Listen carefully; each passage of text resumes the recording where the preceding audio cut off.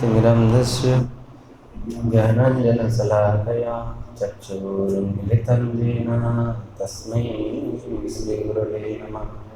गुरवे गौरचन्द्राय राधिकायै तदालये कृष्णाय कृष्णभक्ताय तद्भक्ताय नमो नमः।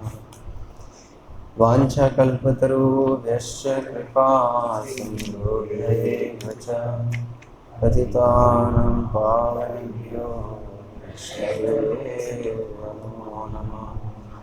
श्रीकृष्ण चैतन्य प्रभु नित्यानन्द श्री अद्वैत गदाधर शिवासादि गौरभक्तवृन्द।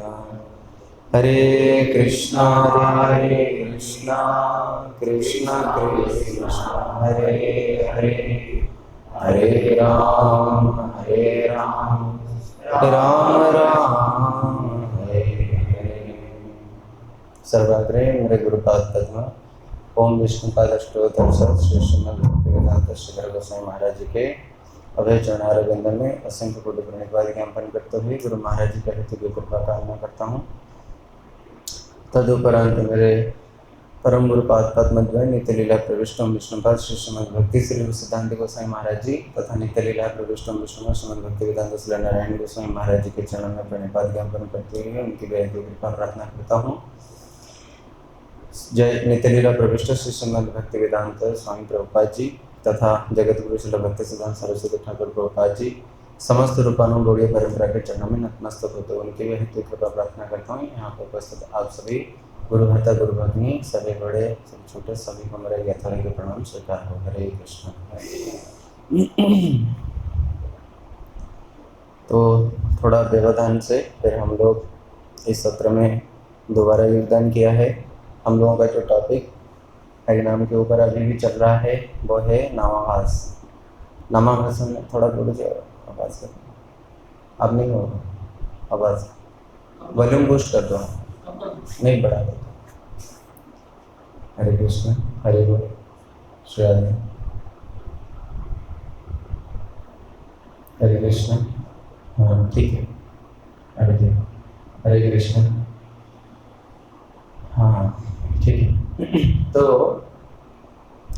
हमने ये सुना था, ठीक है, हमने ये सुना था कि हम लोग अभी शुरुआत कर रहे हैं, हरि नाम करना चालू किया है और धीरे धीरे हम लोग हरि नाम की महिमा भी श्रवण कर रहे हैं। भगवान करे इस जगत में हमारे जितने भी कामनाएं हैं हरि नाम से ही पूर्ण है, इस बात की एक दिन हमें पूर्ण विश्वास हो जाए। इस बात की विश्वास नहीं होना ही भगवत नाम की प्रति हमारे अपराध है और यही अपराध ही हमें भगवान के नाम से दूर किया हुआ है आज तक। अभी हम लोगों ने कोई 2 साल से, कोई 1 साल से, कोई 5 साल से, कोई 10 साल से, कोई 20 साल से थोड़े बहुत कृष्ण का नाम शुरू भी किया है। और वो भी कैसे? चैतन्य महाप्रभु की कृपा से। जिन लोगों ने भगवान के नाम के आश्रय ग्रहण भी नहीं किया था उनको भी महाप्रभु ने हेतु की कृपा दे दिया। और महाप्रभु ने बोला, जब साक्षात रूप में श्रीमन चैतन्य महाप्रभु जगत में रहे थे, साक्षात रूप में प्रकट अवस्था में, तो चैतन्य महाप्रभु ने ये बात बोला है कि अभी तो यहाँ पे जो भी जीवात्माएं हैं उनको मैंने हरिनाम दिया है, यद्यपि उनके कोई पात्र के विचार ना करते हुए, और आने वाले समय में भी जो मेरे इस पथ पे आएंगे, नित्यानंद प्रभु ने भी बोला कि जो भी चैतन्य महाप्रभु का नाम लेंगे उनको भी हम आसानी से ही भगवान की धाम देंगे। तो जब नित्यानंद प्रभु ने बोल ही दिया है, परंतु फिर भी दुर्दैवम ईदृशी इह अजानी अनुराग, सब कुछ जानते हुए भी हमारा नाम के प्रति अनुराग नहीं हो रहा है, तो तबे तो जानी है अपराध है निश्चय। तब हम जानेंगे कि हमारा क्या है, अभी अपराध बढ़ा हुआ है।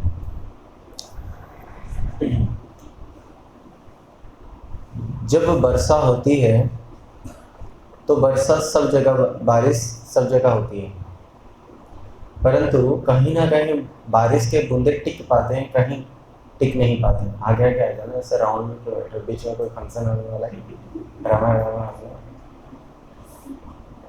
हाँ, तो बारिश के बूंदे सब जगह पड़ते हैं, परंतु टिक कहीं पाता है, टिक कहीं नहीं पाता। इसका कारण क्या है? क्योंकि पात्र पात्र की बात वहाँ पे है। जैसे पहाड़ की चोटी पे बारिश होती है, तो वहाँ पे क्यों नहीं टिक पाते? हाँ, वो जगह पात्रता उसमें नहीं। और जहाँ पे समतल है, समतल के अंदर जहाँ पे खड्डा है, वहाँ पे आसानी से भर जाते हैं, वहाँ पात्रता है। चैतन्य महाप्रभु की विशेष दान में ये आता है कि उन्होंने पात्र अपात्र को नहीं देखा, यानी कि जिसके अंदर पात्रता नहीं है उसको भी पात्रता दिया है। जैसे हम लोग हरि नाम लेने के अधिकारी नहीं है, ठीक, परंतु हमें भी अधिकारी बनाया। कौन बनाया? हमारे गुरु वर्गों ने बनाया। इसको कहते हैं पात्रता। वो हमें पात्र दिया। अब लेने की इच्छा हमारी है, लेने की इच्छा हमारी है। अगर हमें इच्छा है तो हम उसमें कर सकते हैं। एक सेठ दूध दे रहा है, खूब दूध दे रहा है, ठीक है, कोई कितना भी बड़ा पात्र लेकर के आओ, मैं दे दूंगा, ठीक है। एक दूसरे जगह एक सेठ दूध भी दे रहा है और कह रहा है कि तुम्हारे पास पात्र नहीं है, एक लीटर का, 10 लीटर का, 20 लीटर का, 1 क्विंटल का, जितना भी तुम्हारे पास पात्र नहीं, पात्र भी मेरे पास है, तुम वो भी ले लो। तो इन दोनों में श्रेष्ठ कौन है?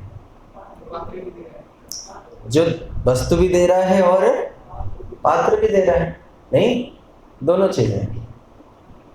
तो जो पात्र भी दिया है और वस्तु भी दिया है वो है चैतन्य महाप्रभु, ठीक है। तो श्रीमन चैतन्य महाप्रभु ने भगवत नाम भी दिया है, और नाम करने वाला व्यक्ति के अंदर एक योग्यता होनी चाहिए, वो योग्यता भी दिया है। दोनों चीजें दिया है। अब तीसरी कमी कहाँ पे आती है? जब हम इस लाभ का फायदा क्यों नहीं उठा पाते हैं ना? यहाँ पे क्या चीज है? क्या चीज है यहाँ पे?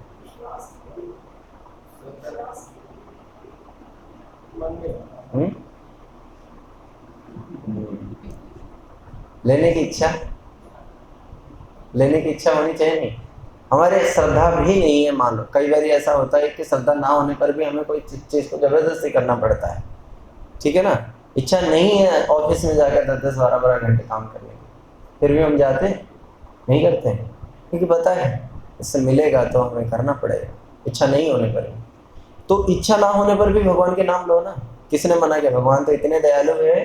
कोई कहते ना सांकेत्यम पारिहास्यम, झगड़ा करके भी अगर कोई लेता है तब भी भगवान उसको कृपा करते हैं। तो लेने की इच्छा यहाँ पे कमी है। यानी कि अगर कोई सेठ दूध दे रहा है, पात्र भी दे दिया, अब अगर तुम लोगे ही नहीं तो फिर उसके वो क्या कर सकता है? नहीं। तो इसलिए हमें क्या करना पड़ेगा? लेने की इच्छा करनी पड़ेगी। यानी कि भगवान की नाम दूध है। हमारे अंदर गुरुवर्गों ने हमें शुद्ध किया है, हमें आश्रय दिया है, ये पात्र है। बात वही पे आ जाते हैं ना कि हम लोग लेने की इच्छा नहीं करते। गुरु ने मना किया है कि 24 में से 23 घंटा 59 मिनट भगवान के नाम मत लो। मना किया है? नहीं किया है। भगवान गुरुवर्गों ने कभी कहा है खूब लो? गुरुवर्गों ने कहा है कि सेवा मत करो, खूब करो। गुरुवर्गों ने मना किया है मंगल आरती मत आओ, खूब किया है, फिर भी हम नहीं आते हैं। तो यही है लेने की इच्छा ना होना, ठीक है ना। तो इसीलिए कहीं ना कहीं हम लोग भगवान के नाम से दूर रहते हैं। तो जब हम भगवान के नाम से दूर रहते हैं ना, तो फिर हम अपराध में ज़्यादा रहते हैं। एक होता है स्थल, एक होता है जल। दो ही चीज़ें हैं। अगर आप जल में नहीं हो तो कहाँ पे हो? अगर आप स्थल में नहीं हो तो कहाँ पे हो? चल। ये सारा संसार भगवत विमुख जगत है। ये जो संसार में हम लोग रह रहे हैं ना, ये संसार कौन सा जगत है? जो संसार में एक सेकंड के लिए भी भगवान को याद नहीं किया जाता। हमने यही तो सोच के आए थे। हम जहाँ पे जाएंगे केवल सेल्फ ऑब्जेक्शन में रहेंगे, कृष्ण ऑब्जेक्शन में नहीं रहेंगे। तो सेल्फ ऑब्जेक्शन के लिए हमारे अपना मोटिव, ये जो चीज़ है, ये जो सेल्फनेस है, ये यहाँ की जगत है, ये जो जगत है। तो इस जगत में क्या व्यक्ति चिंता करे कि सब मैं करूँ, मेरे करूँ, है ना, कृष्ण के लिए तो नहीं है। तो इस जगत के अंदर जब भगवान विमुख जगत में अंदर रहते हैं तो भगवत विमुख प्रत्येक कार्य अपराधिक है। भगवान से हटके हम कोई भी कार्य करते हैं वो सब अपराध है या नहीं? अगर हम पिता के पुत्र हैं, पिता की सेवा नहीं कर रहे हैं तो अपराध है या नहीं है? क्योंकि उन्होंने हमें जन्म दिया है।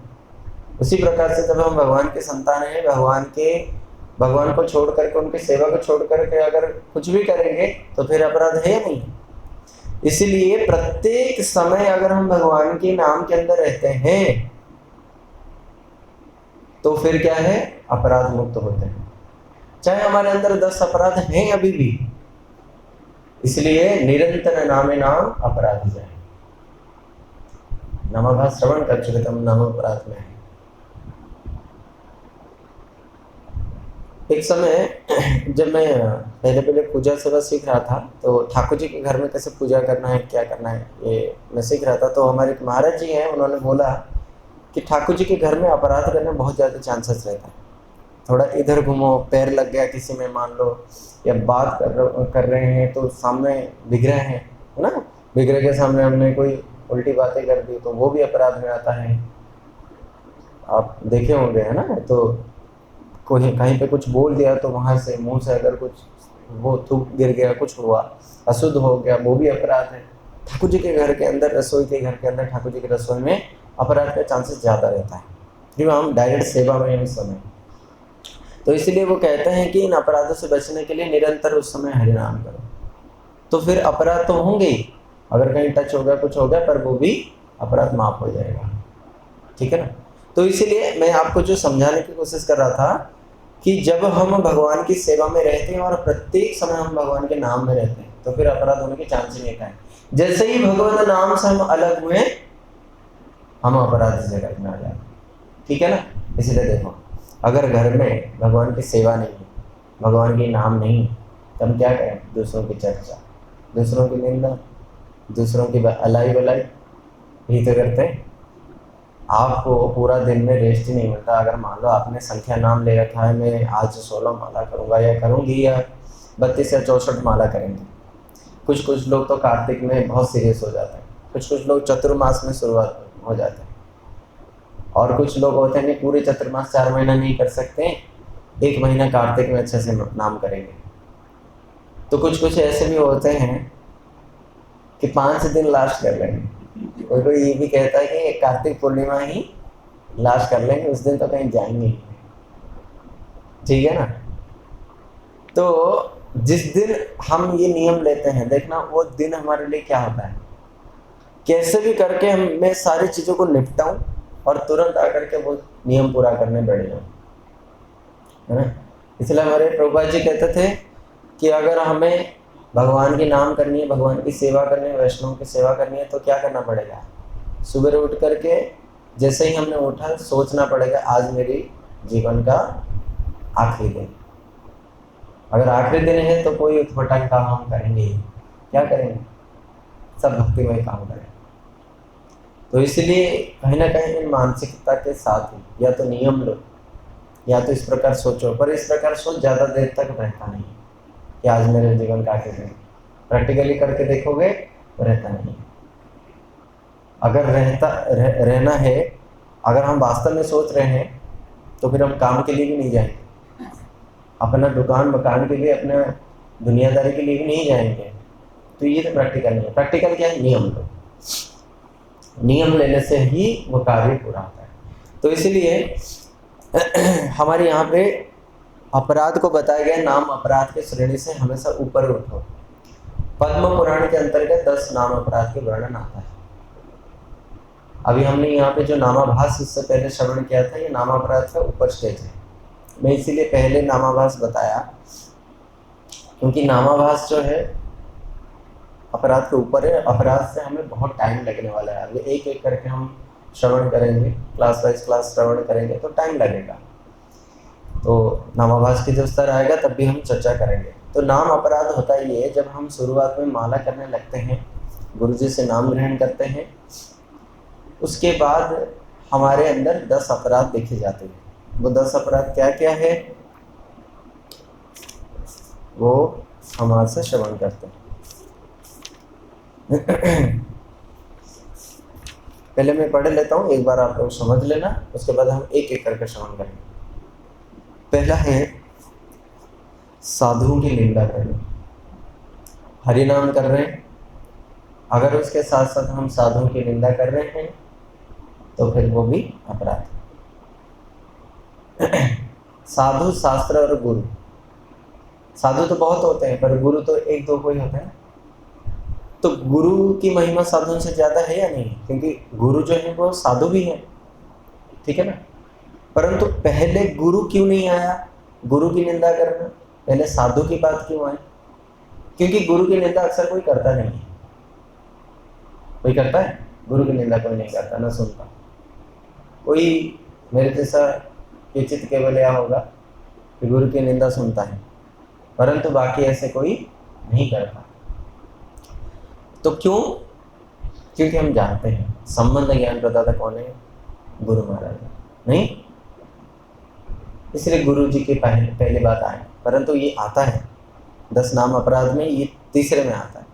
तो पहले में साधु इसीलिए आया क्योंकि लगभग हम साधुओं की निंदा करते हैं। अरे बड़ा आया साधु बनने, अरे हमें पढ़ाने आया है, हमें दिखाने आया है, हम भी कोई कम जानते हैं, हम कोई भक्त नहीं है, हम कोई साधु नहीं है, वही अकेला साधु है।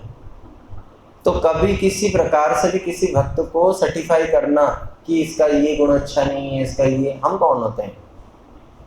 हम तो क्लास 1 में भी नहीं है, हम क्लास 5 के, हम क्लास 10th के जो साधु हैं उसको हम जज कर रहे हैं। वो कहते हैं ना, सबऑर्डिनेट कैन नेवर जज सुपीरियर, ऐसा कुछ है ना, एक वो कहते हैं।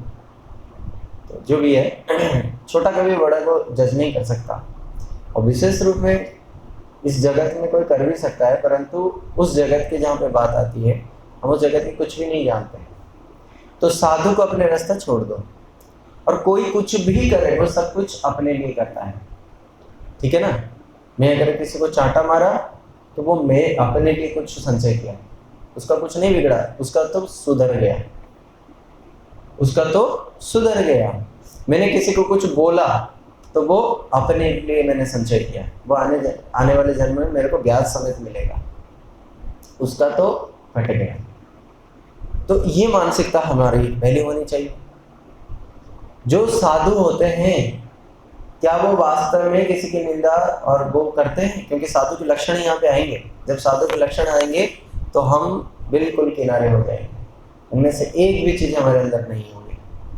साधु के लक्षण ये है, 28 साधु के लक्षण आने वाले, उसमें भी हम लोग चर्चा करेंगे। तो साधु तो हम है ही नहीं, ये 28 गुण अपने अंदर डाल दो। अगर हम किसी दूसरे साधु के लिए हम कुछ भी बोल रहे हैं, यानी कि हम साधु हैं, तो पहले अपने आप को उस सांचे में डालो कि क्या हमारे अंदर ये 26-28 गुण हैं जो शास्त्र में बताया गया है। जब हमारे अंदर ये गुण नहीं है तो हम कैसे किसी को जज कर सकते हैं? मान लो उसके अंदर भी नहीं है, तो आप और दोनों तो समान स्थिति में हो। आप बड़े होंगे तभी तो किसी को शासन करोगे, नहीं? तो इसलिए हम पहली बात यह है, इसी को दीनता कहते हैं। जो है उसको स्वीकार कर लेने को ही दीनता कहते हैं। परिभाषा ये है। दीनता ये नहीं कि दिखाने पे हम बहुत छोटे हैं और पीछे से कैसे हैं। दीनता मतलब विनम्रता, ह्यूमिलिटी, जो हम्बलनेस है उसको दीनता। तो क्या है? पहला है भगवत नाम के प्रचार में जीवन को समर्पित करने वाले भक्तों की निंदा करना। अच्छा, साधुओं के प्रति भगवान के नाम इतने क्यों कृपालु हैं? कोई व्यक्ति मेरा सेवा कर रहा है, मेरे एक जानने वाले के प्रति वो बहुत द्वेष कर रहा है, तो मेरे को क्या फर्क पड़ता? वो तो मेरा सेवा कर ही रहा है ना, तो मेरे को क्या फर्क पड़ा? कहीं ना कहीं फर्क पड़ता है, क्योंकि वो भी मेरा सेवा करता है। इसलिए मैं कभी भी नहीं चाहूंगा इन दोनों में कोई दूरियां हो। जब हम भगवान के नाम करते हैं तो हम भगवान के नाम की सेवा कर रहे हैं, परंतु हमसे भी कोई श्रेष्ठ हैं जो कि भगवत नाम के प्रचारक। इस दुनिया में हमारे पास ही भगवत नाम को लेकर के कौन आए? कौन आए? वैष्णव ही आए ना। हमें कौन सिखाए माला करना? हमें किसने सिखाया कि भक्ति करना? इस संसार में शास्त्रों को भी किसने लाया है? साधु ही लाए ना। शास्त्र में जो जितने सारे बातें लिखी गई है वो साधुओं ने दिया ना। अगर नहीं होता तो हम कहाँ समझ पाते हैं। तो इसीलिए इस नाम की महिमा को जगत में प्रकाशित करने वाले साधु हैं। अगर हम साधु के चरण में अपराध करते हैं वो भी नाम के प्रति अपराध है पहले। इसीलिए साधुओं की निंदा करेंगे। देखो साधुओं की हिंसा यहाँ पे वास्तव में बात है। साधुओं की हिंसा 3 प्रकार से होता है। मैंने बोला था कायिक, मानसिक, वाचिक। लगभग हम काय से, शरीर से अपराध नहीं करते हैं साधुओं के प्रति। कौन रोज लड़ने जाएगा, हाथ मल्ल युद्ध करने जाएगा? नहीं ना। करते हैं तो कुछ मन सोचते हैं या फिर मुख से बोलते हैं। इसलिए सबसे पहली बात है मन को हमें समझाना पड़ेगा, क्योंकि मन जो सोचेगा वो मुख बोलेगा। मन को समझा दिया, कहीं पे बोलने भी जा रहे एकदम से चुप। मैं एक प्रैक्टिकल एग्जांपल आपको दे रहा हूँ। जब पिछली बार मैं आया था यहाँ पे गए तो मैं गाड़ी से गिर गया। अभी जैसे मैं आ रहा था तो मैंने इनको स्कूटी दे दिया। मैंने कहा आप चलाओ। जब वो जगह आया तो मैंने इनको स्कूटी दे दिया। मैंने कहा आप चलाओ। मेरे घुटनों में दर्द होने लग गए, जबकि पहले नहीं थे। मैं सही कह रहा हूँ। मैं ये बात उनको बोल के भी आया था। तो मैंने उनको बोला दूध का जला हुआ कोल्ड ड्रिंक भी फूक फूक के पीता है ना, छाछ भी फूक फूक के पीता है। तो बात वही है। तो इसलिए जब कृष्ण कीर्तन करने जाते हैं तो जिसके प्रति हम सोचते हैं तो वही हमारे मुख से आता है। इसलिए कभी हमने किसी चीज़ के प्रति अपराध किया है ना, अगर हमें कोई याद आ जाता है यार ये अपराध मैंने किया था, तो वो तुरंत चिंता करेगा। हाँ कहीं ना कहीं उसकी गलती हो जाएगी, क्योंकि एकदम से वो प्रयास कर रहा है। प्रयास करते करते अभ्यास है न तो कौनते है, अभ्यास करते करते फिर धीरे धीरे वो अपने आप कंट्रोल में हो जाता है। उसमें काफ़ी सारी चीज़ों को, काफ़ी सारे फैक्टरों को हमें कंसिडर करना पड़ेगा। जैसे किसी के प्रति मेरी अपराध हो रहा है ना, तो हम उससे कैसे खुद को निवृत्त करें। तो काफ़ी सारी चीज़ें खुद को भी प्रैक्टिकल रूप में सोचना पड़ेगा। जैसे मान लीजिए कि मैं उनके साथ बहुत फ्रैंक हूँ और मैं बोलते बोलते कुछ भी बोल देता हूँ उनके बारे में, उनके आगे भी पीछे भी सामने भी उनको बुरा लग जाता है।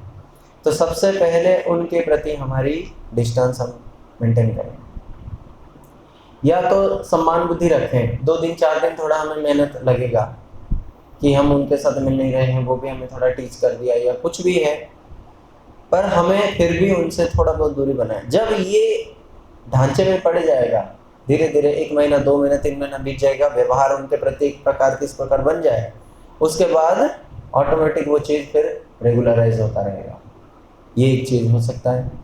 कई बार क्या होता है कि किसी को हम लोग, देखो ये भी बहुत एक बड़ी बात है।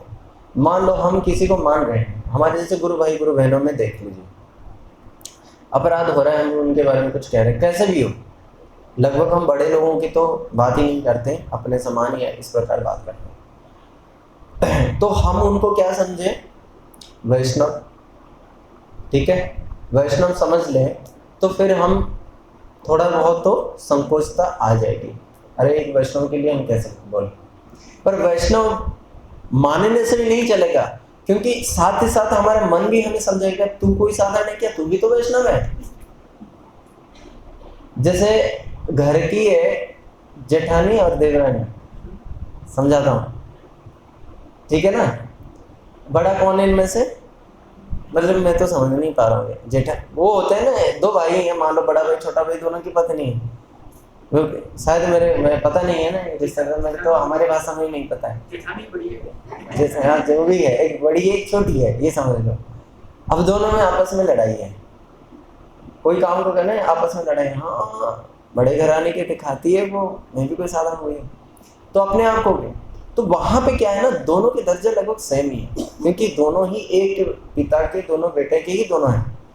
परंतु यहाँ पे कहीं ना कहीं छोटी वाली को सोचना पड़ेगा, नहीं वो बड़े हैं, तो बड़ा का कहीं ना कहीं मर्यादा है।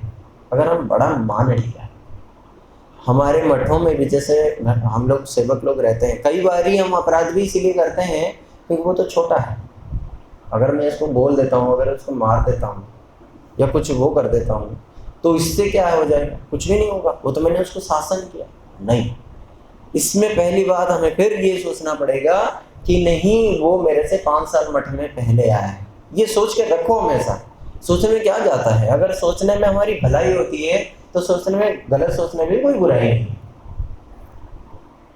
जैसे कोई एक सेवक, कोई एक ब्रह्मचारी भक्त गृहस्थ भक्तों को छोटा मान रहा है, तो उसकी हर दिन क्या करना पड़ेगा? उसकी अच्छे गुणों को सोचना पड़ेगा। एक गृहस्थ भक्त अगर किसी प्रकार के मठवासी के प्रति ऐसा सोचता है, उसके भी पॉजिटिव पार्ट को हमेशा उसको क्या करेगा? वो पॉइंट आउट करें। इन सब बातों से क्या होगा? एक दूसरे के प्रति सम्मान बुद्धि होगी। सम्मान जब तक नहीं होगा ना, सम्मान की बुद्धि जब तक नहीं आएगी, तब तक हम अपराध से निवृत्त नहीं हो सकते।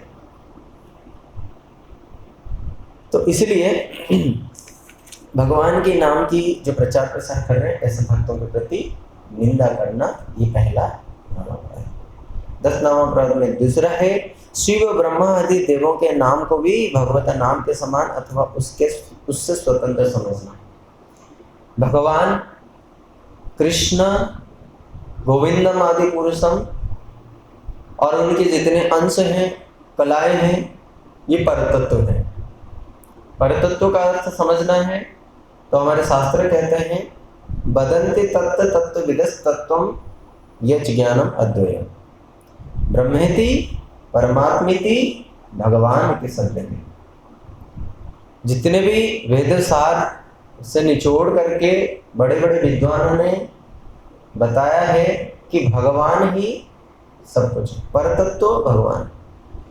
अगर परतत्व की प्रतीति देखें तो 3 रूप में है, ब्रह्म के रूप में, परमात्मा के रूप में और भगवान के रूप में।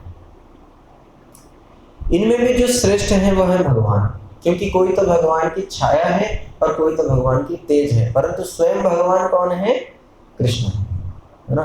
अकेला कृष्ण, अकेला ईश्वर कृष्ण आर सब वृत्ति। अकेले कृष्ण ही भगवान है और सब कौन है? उनकी वृत्ति। इसमें डरने की बात कुछ भी नहीं है। आप ऐसा मत सोचो हमारे कुल देवता हमें रुष्ट हो जाएंगे, प्रभु जी से कह रहे हैं। तो अगर हम ऐसा सोच भी लिया तो हमारे कुल देवता कुल देवी रुष्ट हो जाएंगे, या फिर हमारे जो हमने इतने व्रत कर रहे हैं, अभी मान लो किसी का भी आपके यहाँ पे भी कोई किसी प्रकार गुरुवार का, मंगलवार का, सोमवार का व्रत आप लोग में से कर भी रहे होंगे। आप सोच रहे होंगे अरे प्रभु जी तो कह दिया, पर हम तो व्रत भी कर रहे हैं, तो व्रत के अंदर कम से कम ना सोचो। ऐसा है कि अगर हम इस बात को सोचते हैं, मान लेते हैं, तो देवता भी प्रसन्न होते हैं। यदि देवताओं को हमें प्रसन्न करना है तो भगवान को प्रसन्न करो, तो देवता प्रसन्न होंगे। अगर देवताओं को प्रसन्न अलग से करना है तो फिर ना देवता प्रसन्न होंगे और ना, वो कहते हैं ना, जो एक साधे सो सब साधे, सब साधे सो सब जाए, ऐसा कहते हैं ना। तो इसलिए क्योंकि देवताएं जो हैं ये भी भगवान के रूप, भगवान स्वयं विभूति योग में कहते हैं, देवताओं में मैं इंद्र हूं, और जितने भी अग्नि है, पावक अग्नि है, समुद्भव अग्नि है, बहुत सारे अग्नि हैं, उन अग्नि में मुख्य अग्नि में हूं, वरुण में हूं, पेड़ों में गुम हूं। तो सर्वत्र क्या है? भगवान की स्थिति है, सर्वत्र भगवान है। भक्त में प्रहलाद हूं, है ना, और सब जितने भी जो भी कुछ है संसार में, यहाँ तक कि जो अक्षर भी हम देखते हैं, ये सारे अक्षर भी भगवान हैं। परंतु भगवान उन अक्षरों में भी कहते हैं, उनमें भी जो अवर्ण है वो भी मैं हूं, क्योंकि इस सारे जितने भी अक्षर है ना, ए उ आ ई क ख ग घ, जो भी है ये सब भगवान है, क्योंकि प्रत्येक वर्ण भगवान को ही दर्शाते हैं। हमारे गुरुदेव ने इसके ऊपर बहुत एक सुंदर लेक्चर दिया है, जीव जगों में मैं डाल दूंगा, आप लोग अगर सुनना चाहते हैं तो सुन लेना। परंतु इसीलिए अक्षर दिया जाता है, इनका नाम है अक्षर। क्षर मतलब जो क्षय नहीं होता, जो नष्ट नहीं होता। अभी नष्ट कौन नहीं होता? भगवान को छोड़ करके संसार में सब कुछ नष्टशील है, इसलिए अक्षर है। और प्रत्येक वर्ण का ये उद्देश्य यही है कि वो ऐसा कोई नाम दे, प्रत्येक व्यक्ति का भी ऐसा नाम दे कि ताकि हमें भगवान का स्मरण हो जाए। जब हम कॉलेज में थे तो वहाँ पे ना कुछ लोग जैसे आते थे, मान लो कोई बैंक वाले या फिर कोई आते थे, मीटिंग कंडक्ट करते थे, बड़े बड़े प्रोग्राम को वो करते थे। तो एक समय एक टीम आई थी बैंक की, तो उनका ना एक बैच लगा हुआ था। तो उस बैच में लिखा था कि remind me if I am not smiling, if I am not smiling, मेरे को याद करा देना अगर मैं हंस नहीं रहा हूं तो इससे क्या प्रतीत होता है, हमें कस्टमर के साथ हमेशा खिला हुआ रहना चाहिए कि मुरझा हुआ, खुद मुरझा हुआ रहेगा, जिंदगी का परेशान रहेगा, दूसरों को कैसे उससे उबारेगा, नहीं। तो ऐसे ही कुछ हमारे हृदय, हमारे भी वेशभूषा में, हमारे जो वैष्णव अटायर है, हमारे जो वैष्णव जो भी हम कुछ करते हैं, जो भी कुछ करते हैं, उससे भी हमें एक सीख ये लेना चाहिए कि उससे कोई भगवान से विमुख ना हो, बल्कि हमें देख करके भगवान के स्मरण हो जाए, अरे ये तो कृष्ण के भक्त हूँ। पर हमें भी इसमें थोड़ा सा संकोच है, तिलक लगा के जाने में शर्म आता है। तिलक लगा के जाने में आप दसों के सामने कृष्ण के प्रचार कर रहे हो, जरूरी नहीं है कि किसी को वाणी से बोल करके आप उसको वो करोगे। जो भी लोग आपको देखेंगे भक्त है, अरे भक्त क्यों है, क्योंकि भगवान के साथ जुड़ा हुआ है। भक्त कहते हैं भगवान एक तरफ तो उसको देखेंगे, कौन बोला है ये भक्त, ठीक है ना। Remind me if I am not reminding Krishna. अगर हम भी ऐसा ही बैच कोई हो तो वो भी बनाए ताकि if I am not reminding Krishna, ये चीज होनी चाहिए प्रत्येक भक्त। पर हमारे वेशभूषा कैसे होते हैं, हम लोग विवाह शादी में जाते कंठी उतर जाते पहले, या फिर छोटा कर दो, या फिर छोटा कर दो, भाई कंठी है, कंठी मतलब कंठ के साथ, कंठ मतलब क्या है, का मतलब कृष्ण, जो कृष्ण के साथ है। और कृष्ण कहाँ है, हृदय में तो हमारे है ही नहीं, वो शिव जी नहीं है जो कि उनके हृदय में होंगे, कहाँ पे, हमारे कंठ में ही केवल हम कृष्ण बोल सकते हैं, इतना ही है, हृदय तो है ही नहीं। तो इसीलिए हमारे को देख करके कोई व्यक्ति कुछ और ना सोच ले, ठीक है। इसलिए साधव साधुभूषण, शिव ब्रह्मा ये सब लोग उनकी दास दासियां। अब हजारों उदाहरण आप देखोगे, सब भक्तों ने आकर के भगवान की शरणागति ली है। जितने भी देवताएं हैं वो कहीं ना कहीं परेशान होकर भगवान के पास ही आए। तो इन सब चीजों से क्या कंक्लूजन आता है, इस परतत्व तो केवल कृष्ण ही या विष्णु नारायण है, नहीं। आप चाहे शिव जी के कितने सारे लीलाएं देख लो, जयद्रथ वाली लीला देख लो, चाहे शिव जी के भस्मासुर वाली लीला देख लो, रावण को वरदान देना हुआ, या फिर बाणासुर के उसमें देख लो, कितने सारे उदाहरण हैं शिव जी को बचाने, है ना। आप इनको देख लो, क्या नाम है, इंद्र को देख लो, जब जब भी उसके सिंहासन डोला, है ना, वो क्या कहा, क्या कहाँ पे गया, ब्रह्मा जी के पास। और ब्रह्मा जी कहाँ पे जाते हैं, ठाकुर जी के पास, ये देख लो। अच्छा, कोई कंपटीशन वाली बात देख लो, भगवान के साथ किसी ने कंपटीशन किया है तो जीता कौन है, इससे भी साबित हो जाता है। इंद्र ने एक बार पारिजात पुष्प के लिए कृष्ण के साथ लड़ाई की, ठीक उससे पहले कृष्ण जब 7 साल के थे गिरिराज धारण के आके माफी भी मांग रहे हैं। और वही कृष्ण जब द्वारका में जाते हैं और सत्यभामा के लिए एक पारिजात पेड़ के लाने के लिए बोले, ये कि अकेला पेड़ है मेरे पास और तुम ले जाओगे। इसलिए कई बार हम लोग ना भगवान को कहते हैं, अरे भगवान तुम दिखते नहीं हो, भगवान तुम आते नहीं हो, हमारे खाते नहीं हो, उसी दिन भक्ति भी छोड़ देंगे हम, समझ लेना। जब तक प्रीति वाले संबंध नहीं, अगर मान लो कृष्णा आ गया और तुम्हारे खा गए ना, तो समझ लेना उस दिन ऐसा हुआ है। आप उड़ीसा पुरी में जाओगे, वहां से थोड़ा आगे जाके अलारनाथ एक स्थान, अलारनाथ में हुआ ही वही था। पंडित पूजा करते थे, उस दिन के लिए उनको बाहर जाना था, बच्चा को बोला कि बेटा तुम आकर के भोग लगा दिया करना। बोले पिताजी क्या बोलना पड़ेगा, मेरे को तो कुछ पता नहीं है। तो उन्होंने बोला कि ठाकुर जी तुम ये खा लेना, और मेरे पास, मैं तो ज़्यादा कुछ जानता नहीं हूँ मंत्र तंत्र, तो तुम इसको खा लो, बस ये कह देना, चले जाना। बच्चा तो निष्कपट था, वो भोग लगा था, ठाकुर जी सामने प्रकट होते, ठाकुर जी सामने प्रकट होते और ठाकुर जी प्रसाद खा लेते। और जब ब्राह्मण भोग लगाते थे तब तो पाते नहीं थे। 5 दिन बाद जब ब्राह्मण लौट के आए, बोले बेटा आज भी मैं थोड़ा थका हूँ, कल रात को लेट नाइट पहुंचा, आज जा करके तुम भोग लगा दो। भोग लगाने गए, खाली थाली लेकर के आए, एक कण तक भी नहीं है। बोला कहाँ है? बोले ठाकुर जी खा गए ना, तुम बोलते हैं ना ठाकुर जी खाते हैं, क्योंकि उसके हृदय में निष्कपटता है। वो कोई कपटता नहीं है कि भगवान खाते हैं खाते नहीं है, नहीं, वो जानता है भगवान है तो भगवान है। आज भी ऐसे बहुत जीवात्माएं हैं, हम लोग सुनते हैं ना, इस्कॉन में बहुत सारी ट्रू स्टोरी में आता है, कभी बच्चे ने नरसिंह भगवान को अपना फ्रेंड मान लिया और उसके एक्सीडेंट होता है और वो आकर उसको बचाते हैं। रसिया में, ऑस्ट्रेलिया में काफ़ी सारे ऐसे घटनाएं हो रही है, मना करने वाली कोई बात नहीं है, काफ़ी सारी चीज़ें हैं हमारे गुरुवर्ग जीवन में, तो ये होता भी है प्रत्यक्ष रूप में। तो भगवान को मानो तो सही, भगवान तो देख रहे हैं कि मेरे साथ कोई संबंध जुड़े, तो भगवान के साथ भगवान कभी चाहते नहीं मेरे को भगवान कोई माने, मेरे को संबंधी माने, अपना मेरे को अपना संबंधी माने। इतने सारे जीवात्मा मेरे को भगवान बोले कि मैं भगवान बन के क्या कर लूंगा, मैं मेरे को चाहिए नहीं है, मैं अकेला रहूं, मैं अकेले करूं, भगवान को चाहिए मैं सबके साथ नाचता कूदता खेलता कूदता रहूं।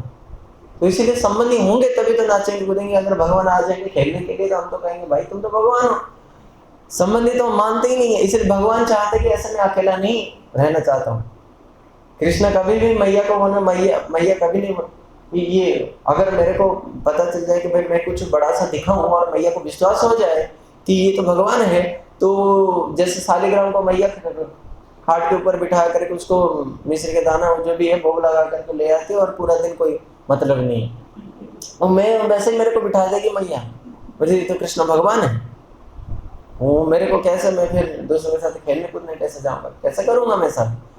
इसीलिए कृष्ण कभी भी अपना ऐश्वर्य दिखाते ही नहीं कि मैं कुछ दिखाऊं बड़ा, कुछ वो करूं। बड़ा बनना भगवान को पसंद ही नहीं है। इसलिए भगवान भी चाहते हैं जैसे मेरे को मेरे अंदर जो वो है, ऐसे तुम्हारे अंदर भी वो चीज हो, तुम भी सबसे सरल बन जाओ। और भक्त क्या सोचता है कि मैं भी बड़ा हूँ, फिर भगवान के साथ टक्कर देना है। इसीलिए ब्राह्मण ने सोचा कि बेटा खुद खा लिया होगा और आके झूठ बोलता है, एक तो देखना पड़ेगा। बोले नहीं पिताजी। फिर उनके माता भी बोलते हैं हाँ 5 दिन से तो ये तो रोज लेकर के जाता, तो कभी नहीं लेकर के आता। तो मैं भी वही सोच रही थी, बोले 5 दिन से इतना सारा भोग अब अकेला बच्चा तो नहीं खा सकता, देखो। तो वो पीछे छुप गए ठाकुर जी के, और जैसे बच्चा रोज आकर बोलता था ठाकुर जी आओ और खा लो, ठाकुर जी को बोला, जैसे हाथ जोड़ा आंखें बंद करे, ठाकुर जी प्रकट हुए। सत्य घटना है, ठाकुर जी प्रकट हुए, प्रकट होकर गरम गरम खीर के साथ सब कुछ खा गए। वो पीछे से वो व्यक्ति देख रहा था, क्योंकि भगवान के प्रति भी हमारी मर्त्य बुद्धि हो सकती है, भगवान के प्रति भी हमारी द्वेष हो सकती है, इसीलिए वो दिखा रहे हैं। ऐसे अपरिपक्व अवस्था में हम कभी नहीं कह सकते कि भगवान आप आ जाओ। आ जाए तो हम क्या करेंगे, हम उनकी सेवा कर पाएंगे? रोज अगर भगवान मान लो हम उनके श्रृंगार कर रहे हैं, और श्रृंगार करते करते क्या कर रहे हैं, भगवान बार बार पगड़ी हिला दे रहे हैं और वो गिर जाता है। कितना समय हम बांधेंगे, कितना समय बांधेंगे? 2 बार। गर्मी में यहीं बैठे रहो और मेरे को पंखा करते रहो, कहीं नहीं जाना, कितना समय करेंगे? माधवेंद्रपुरी की तरह अगर बोल देंगे जब चंदन लेकर कहो पैदल जाना पैदल आना, किसी को लिफ्ट भी मांग लिया तो फिर नहीं होगा, तो करेंगे? है वो श्रद्धा हमारी? नहीं, इसलिए नहीं करते। भगवान जानते हैं ना, जानते हैं, इसलिए भगवान परीक्षा भी भक्तों के साथ लेते हैं। हमारे साथ तो परीक्षा हुई नहीं। अरे परीक्षा किसके साथ होगा? जो थोड़ा बहुत ऊपर है उसके साथ परीक्षा होगी, हम तो पहले से ही नीचे हैं। हम तो परीक्षा के लिए, अरे आप देखे होंगे जो परीक्षा होते हैं उसके लिए एलिजिबिलिटी टेस्ट होती है, अटेंडेंस वगैरह सब कुछ, अगर हमारे सब कुछ ठीक होता है, हमारे को योग्यता ही नहीं हम कि एग्जाम अपियर भी कर पाए, हॉल में जाके बैठ भी पाए, हमारी वो योग्यता ही नहीं तो हम क्या परीक्षा देंगे? परीक्षा भगवान की माया है। ये माया अगर परीक्षा ले ले तो भगवान परीक्षा लेने की तो बहुत दूर की बात है। हमें माया जो है वो भगवान की दासी है, भगवान स्वयं पति है, पति परीक्षा लेना तो बहुत दूर की बात है। दासी भी परीक्षा ले, दासी भी अगर एक चीज को लेकर के परीक्षा ले ले तो भी हम फेल हो जाएंगे, जानते हैं भगवान। इसलिए परीक्षा भी हमारे साथ है। बड़े बड़े जो भक्त हुए हैं उन्हीं की जीवन में परीक्षा है। इसीलिए देवताएं भी नहीं कर सकते। तो सर इंद्र सामने देख रहे थे, परंतु फिर भी भगवान की सेवा के लिए उन्होंने दिया। तो जो जैसे वो ब्राह्मण ने देखा कि अरे ये ठाकुर जी तो खा जाते हैं, तो ठाकुर जी को बोला ये अगर खा गए तो हम फिर कैसे करेंगे? अरे मूर्ख, भगवान किसी की खाते नहीं, तेरे बेटे की खा रहे हैं, भगवान खा रहे हैं तेरे बेटे के हाथ से, तो ये तो देख कौन खा रहे हैं? विश्व ब्रह्मांड को देने वाले खिलाने वाले खा रहे हैं। तो तुम्हारे तो भाग्य है, तुम्हारे पास अगर कुछ नहीं है तो कोई बात नहीं, भगवान को मना कर देना कि मेरे पास कुछ भी नहीं है, पर प्रभु आप हमारी से इतने सेवा तो ग्रहण करना, जो भी संसार में कोई पानी और पत्ता भी होगा तो हम तो वो दे दिया करेंगे। क्या ठाकुर जी मांग रहे थे कि तेरे से वो चावल और खीर भोग लगा, मेरे को मांगा है, तुमने दिया है, पर तुम अगर निष्कपट रूप में दिया है तो वो कहा है, भगवान जानते हैं। इसीलिए भगवान ने उसकी गला काट दी, खत्म, भस्म कर दिया उसको जला, और उस बेटे को अपने गले लगा दिया। तो इंद्र को क्या पता नहीं था? अभी अभी तो वो गिरिराज धारण किया था जब छोटे थे, 7-8 साल पहले। इतना इंद्र ने आकर के सुरभि माता को प्रार्थना किया, फिर आके भगवान से तब जाकर के भगवान संतुष्ट हुए। अभी कुछ साल बाद फिर तुम्हारी इस हरकत, भगवान की सेवा में, भगवती की सेवा में एक भेड़ है। अरे तेरे को इंद्र बनाया कौन? इंद्र को इंद्र बनाया कौन? वो तो जीवात्माएं हैं। परंतु तुम्हारे उन सब अश्वमेध यज्ञ को ठीक रूप में भगवान के नाम ही दिया था। जब हम यज्ञ करते हैं, जब तक हम भगवान के नाम नहीं लेते हैं, यज्ञ पूरा नहीं होता। ऐसे 100 अश्वमेध जब तक पूरा नहीं होगा तब तक कोई व्यक्ति इंद्र नहीं बनेगा। तो तुम्हारे 100 अश्वमेध यज्ञ का पूर्णाहुति तो भगवत नाम से हुआ था। जब भगवान ने तुम्हारे सारी इच्छाओं को पूर्ण किया, उसी भगवान की सेवा के लिए तुम्हें एक पेड़ तक नहीं दिया, और जबकि तुम पहले भी जान चुके हो, हैं? तो ये फिर क्या है? तो वहां पे हारे। देवासुर संग्राम हुआ, एक पत्ता को भी ना वायुदेव उड़ा पाए, ना वरुण देव गीला कर पाए, ना उससे कुछ हो पाए, ना इंद्र भी कुछ कर पाए। तो सब जगह क्या है? और सबसे बड़ी बात है श्रीमद् भागवतम में जो मथुरा वाले कृष्ण जहाँ पे प्रकट होते हैं कृष्ण, है ना, वो पूर्ण कृष्ण नहीं है, ये पूर्णतर कृष्ण मथुरा वाले। वहां पे आकर के सारे देवताएं क्या कहते हैं? सारे 33 करोड़ देवता आकर के वहां स्तुतियां करते हैं। तो मद्भुतम बालकम यक्षेण शंख चक्रादि आए, ये सब चीजें है ना। इसलिए तीसरा है गुरु के प्रति अवज्ञा। गुरु महाराज ने हमारे को अपने, कई बार ऐसा होता है कि गुरुदेव हमें आज्ञा देते हैं, गुरु अंतर्यामी है, जानते हैं इनको मैं कितना बोलूं तो ये उतना ही कर पाएंगे, अगर नहीं करेंगे तो हमें अवज्ञा करें, हमें अवज्ञा करेंगे नहीं, हमारी परंपरा को अवज्ञा होगी। इसीलिए गुरुदेव को जब हम लोग अपना सामर्थ्य बताते हैं, गुरुदेव पूछते हैं कितने माला कर पाओगे। आप लोगों में बताऊं, वैसे तो हमारे जो संप्रदाय में 1 लाख नाम करना अनिवार्य है। फिर इसको भी जो है परंपरा के आगे चलते बिकॉज ऑफ टाइम ये थोड़ा सा और शॉर्ट इसको कर दिया, 16 माला कर दिया। हमारे मठों में 4 माला भी कहते हैं, तो तुम 4 माला करना या 8 माला करना, है ना। देखो कई बार हम गुरु जी के जब हमें नाम देते हैं, हमें पूछते हैं तो तुम कितने माला कर पाओगे? हम कहते हैं कि हाँ गुरुदेव, सब लोग 16 करते हैं, हम भी करने में क्या जाना है। हाँ गुरुदेव हम 16 माला कर देंगे, पक्का ना करोगे ना? हाँ, हमने नहीं बोला, ओ गुरुदेव ने नहीं बोला कि तुम 16 करोगे, तुम्हें मैं आदेश देता हूँ, नहीं बोला। उस समय गुरु को हमने प्रतिज्ञा किया, ठीक है, हमने अपना सामर्थ्य दिखाया, हरे कृष्णा, कोई बात, तो हमने बोला है, प्रतिज्ञा हमारी थी। जब घर पे आते हैं तो होता नहीं, तो उस समय हम क्या कर जाते हैं? असमर्थ हो जाते हैं।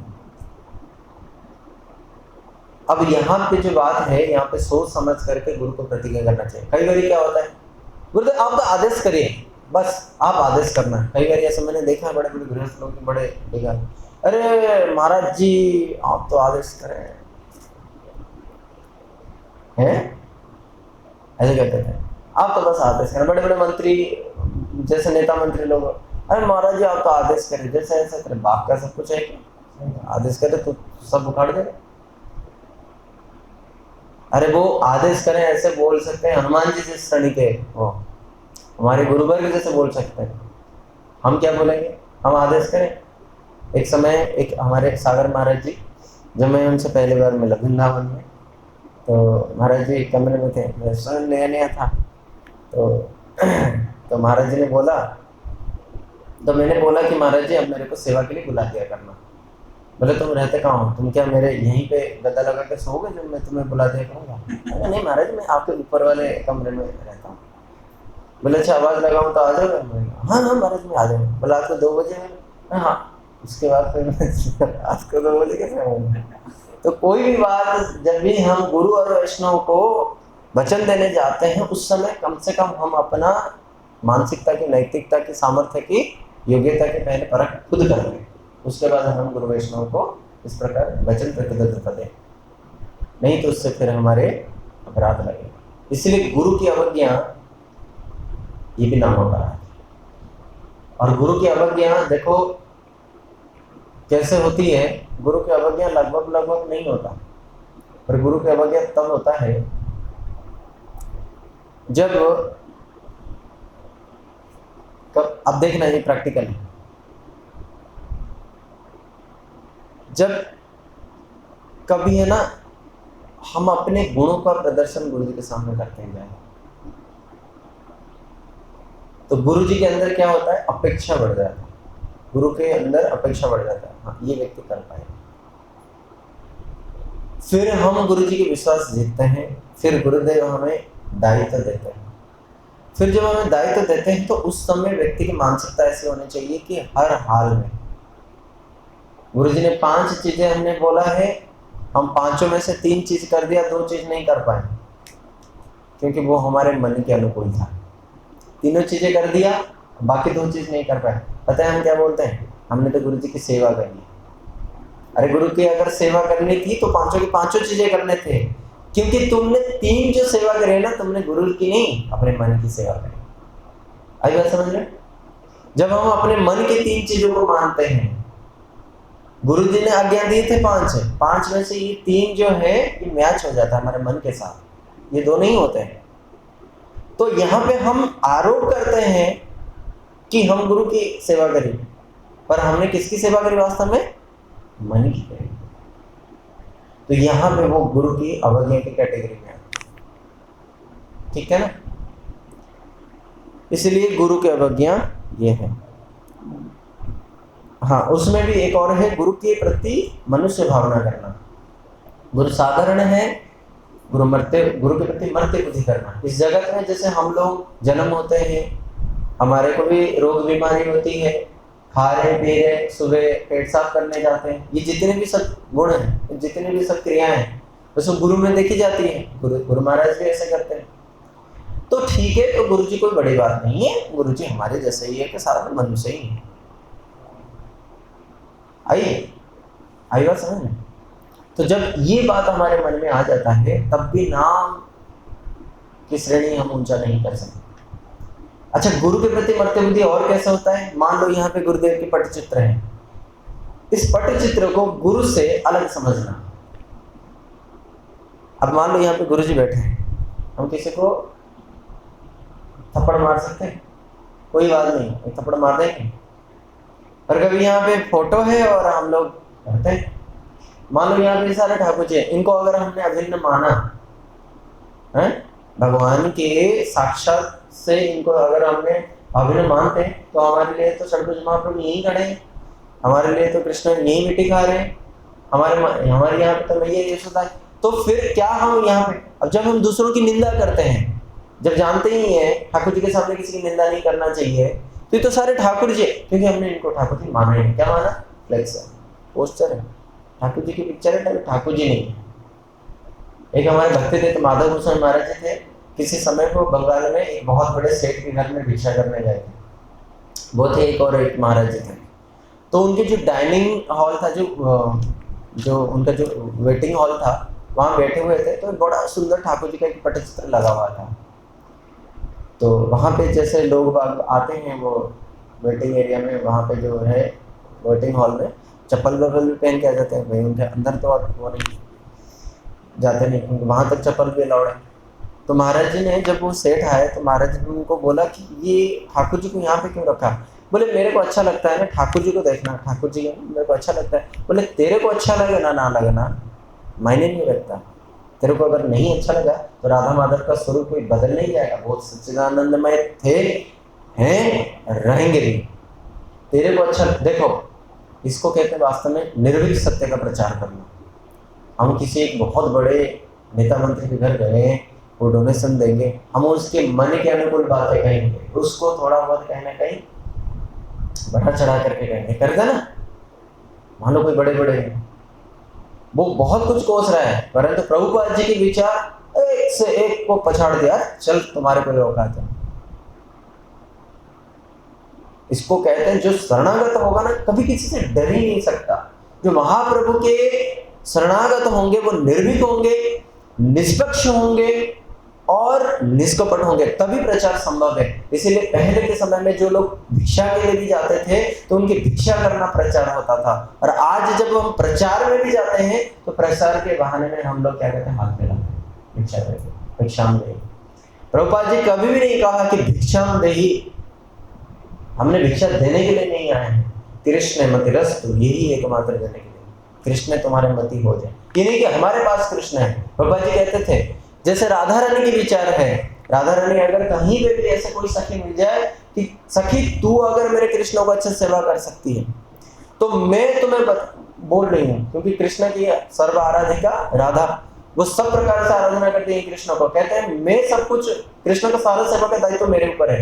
अगर किसी दिन मेरे को पता चल जाए कि मेरे से भी अच्छा कोई और कर सकता है तो तुम जाओ, मैं तुम्हारे दासी बनने के लिए तैयार हूँ, राधा रानी कहती है। तो प्रभुपाद जी भी कहते थे अगर मेरे से भी कोई अच्छा शुद्ध ज्ञान देता है तो वहां जाओ, मैं भी वहां पे जाऊंगा, परंतु देने वाला होता है ना, देने वाले होता है ना। इसलिए निर्भीक सत्य, ये बात तो उन्होंने उस पट्टचित्रों को देखा, बोले कि तुम्हारे को अच्छा लगता नहीं, भगवान के स्थान कहाँ पे है? मंदिर के अंदर है, जाओ उसको मंदिर में रखो। तुम अपने मनोरंजन के लिए इसको लगा रखा है, ये हमारा विचार नहीं हो सकता। भगवान अपने मनोरंजन का ऑब्जेक्ट नहीं है कि हम उनको एंटरटेनमेंट ऑब्जेक्ट की तरह डील करें। जाओ मंदिर में रखो पहले, आंखें खोल, सीधी सीधी बात है, लाग लपट की बात है। इसीलिए ये जो प्रभुपाद जी ने जब उन्होंने संन्यास लिया, कहाँ से लिया? बाबूजी महाराज जी के चित्रपट में, पर वो हमारे लिए, उनके लिए क्या था? वो स्वयं साक्षात चित्रपट से कोई किसी को संन्यास लेता है क्या? अगर मान लो मैं इनसे संन्यास ले रहा हूँ, संन्यास लेने के लिए संन्यास दंड देना पड़ता है, वो सब कपड़ा देना पड़ता है, सब कुछ देना पड़ता है। तो प्रभुपाद जी के लिए उनके जो बाबा जी महाराज जी की फोटो था, वो फोटो नहीं था, वो सामने साक्षात बैठे हुए हैं, बात कर रहे हैं। तुमको मैं संन्यास दे रहा हूँ, भक्ति सिद्धांत सरस्वती, तुम्हें मैं संन्यास दे रहा हूँ, तुम लो। तो उन्होंने लिया उनसे संन्यास, उनके लिए वो है, हमारे लिए वो नहीं है। इसको कहते हैं मर्त्य बुद्धि की ये फोटो है, ये वो नहीं है। अगर वो होते तो हम ये नहीं करते, किसी को मारना पीटना या फिर जैसे गुरु के भगवान के सामने कोई असभ्य प्रकार के वो नहीं करा जाता है, ठीक है ना। इसलिए तो इसलिए इन मर्त्य बुद्धि को त्याग करना पड़ेगा। ये चौथा है, नहीं ये तीसरा। चौथा है वैदिक शास्त्रों अथवा प्रमाणों का खंडन करना। यानी कि जो वैदिक शास्त्र है ना, उसमें अपवाद का दोष लगाना। ये जो शास्त्र है ये बढ़ा चढ़ा करके लिखा है, ओ भगवान के नाम से इतने सब चीजें हो जाते हैं, भगवान के भक्त वांछाकल्पतरु होते हैं, ओहो ये तो हमने जाना ही नहीं था, आए बड़े बोलने वाले। अरे कोई काम नहीं है, धंधा नहीं है इनके पास और कोई काम नहीं है, बढ़ा चढ़ा करके बोलता है। देखो राम जी कौन है? ईश्वर है, भगवान है ना। राम जी कोई काम नहीं कर पाते ना, उस काम को हनुमान जी करते हैं। हनुमान जी का नाम संकट मोचन है। क्यों? हमारे संकट दूर करते हैं, इसीलिए। किसके संकट दूर करते हैं? राम जी का, इसीलिए संकट मोचन। हनुमान जी ने राम की सारी इच्छाओं को पूर्ण किया, ठीक है ना। कोई भी उठा के देख लो उनके जीवन में, विशल्य करनी, वो करना, जो उनको नागपाश से छुड़ाना, माता सीता को ढूंढना, इतना सब कुछ होता था। इन्होंने इतने समय तक रोया, पर जैसे हनुमान जी मिल गए और पता नहीं माता सीता को देखने गए भी नहीं है, 1 महीने 2 महीने बाद आएंगे, हनुमान जी मिले, बस राम जी के सारे दुख दूर हो गए। जब भगवान से ज्यादा कोई देने वाला होता है ना, वो है भक्त। और हमारे लिए तो भक्त का ही सबसे ज्यादा वो है, महत्व है। क्योंकि हमने कहाँ भगवान को देखा ना, कभी देखेंगे। हमने तो अगर किसी को देखा, साधु गुरु रूपे कृष्ण आइला न दिया, हमने तो केवल भक्तों को देखा,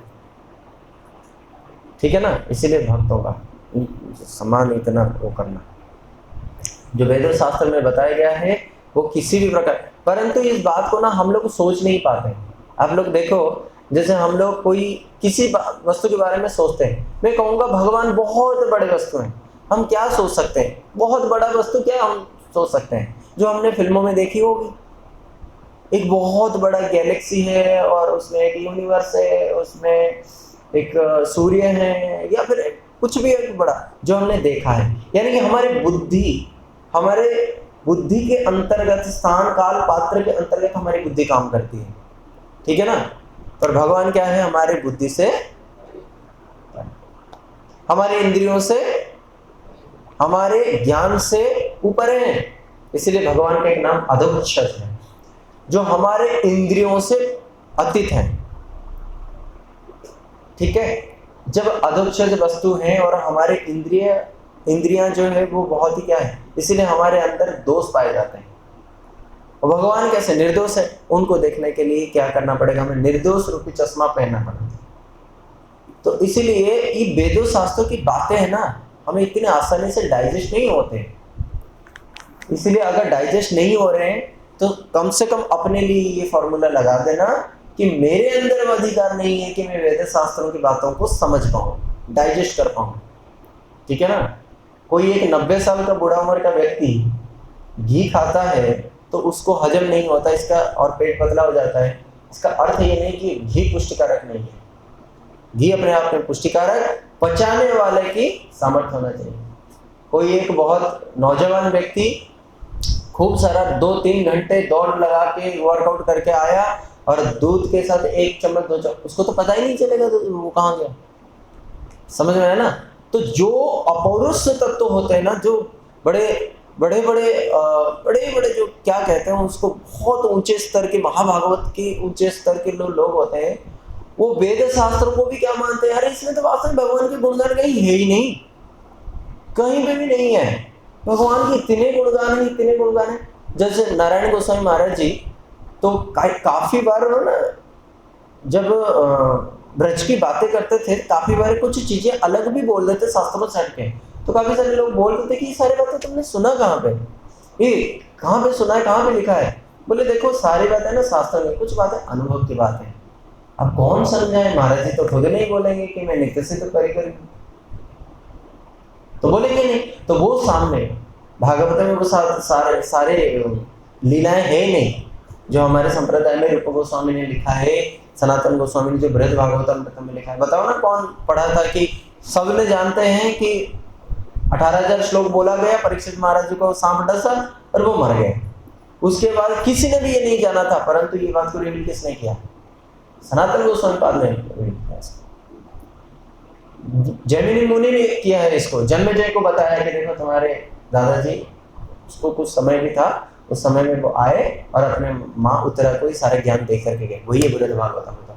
ये बातें हमारे पास कौन लेकर के आए, उस समय के जो परिक्रम है। और आज वो श्री कृष्ण चैतन्य प्रभु जी दया करी सपार से श्रीधाम सभापति, जब वो अवतार लेते हैं तब हमें ये बात समझ में आता है। तो शास्त्र में कई सारी ऐसे बातें हैं जो हम नहीं समझ सकते, और जो महाभागवत लोग हैं वो भी नहीं समझ सकते। उनके नजर में क्या है कि शास्त्र में तो भगवान के वास्तव में से कोई लिखा ही नहीं है, थोड़ा ही लिखा है। अरे हरि अनंता, हरि कथा अनंता, कितने सारे चीजें हैं, वो शास्त्र कहाँ है, सब है ही नहीं कोई।